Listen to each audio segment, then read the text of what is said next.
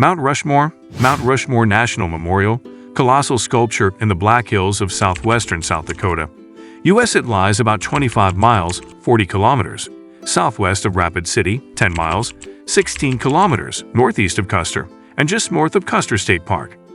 Huge representations of the heads of Presidents George Washington, Thomas Jefferson, Theodore Roosevelt, and Abraham Lincoln, each about 60 feet, 18 meters, tall, are carved in granite on the southeast side of Mount Rushmore.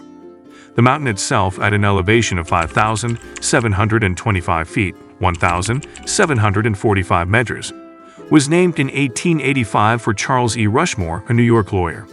The memorial, which covers 2 square miles, 5 square km, was designated in 1925 and dedicated in 1927. The U.S. National Park Service, NPS, assumed administration of the site in 1933. Don't forget to like and subscribe to our channel for future interesting videos. Creation of the sculpture. The idea of creating a monumental sculpture in the Black Hills was first suggested in 1923 by South Dakota state historian Doane Robinson, who had envisioned creating likenesses of famous Native American and American Old West personalities on a needle-like rock formation in Custer State Park. However, American sculptor Gutzon Borglum, who was hired to design and execute the project, rejected that site because the rock there was too eroded and unstable, and instead chose nearby Mount Rushmore with its solid granite rock face. Borglum also proposed that the 4 heads in the sculpture symbolize the first 150 years of the United States.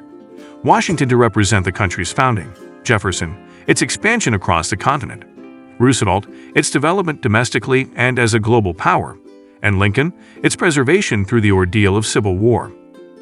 Work on the memorial began in October 1927, shortly after its dedication by President Calvin Coolidge, and continued off and on for the next 14 years. Progress was hampered by periodic funding shortfalls, design issues. The likeness of Jefferson, originally on Washington's right side, had to be redone on the other side, and the death of Borglum in March 1941, several months before the sculpture was finished. Borglum's son, Lincoln, took over the final work on the project, which was completed in October 1941. In all, the work consisted of 6.5 years of actual carving by hundreds of workers, who used dynamite, jackhammers, chisels, and drills to shape the massive stone sculpture assemblage. The contemporary memorial. The Mount Rushmore sculpture ensemble quickly became one of the United States' great iconic images. The memorial is now among the most heavily visited NPS properties and is one of the top tourist attractions in the country. Over the years, components of the site's infrastructure, such as accessibility and visitor facilities and services, have been improved and expanded to accommodate the 2 million or more people who go there annually. Among these is the Avenue of Flags, opened 1976, a walkway leading toward the mountain that is flanked on both sides by flags of the country's 56 states and territories.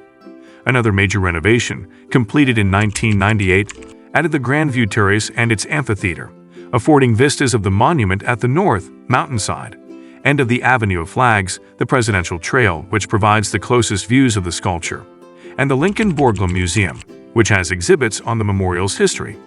The Sculptor's Studio, 1939, displays tools used in the carving and the scale model used to create the sculpture. Mount Rushmore lies within Black Hills National Forest.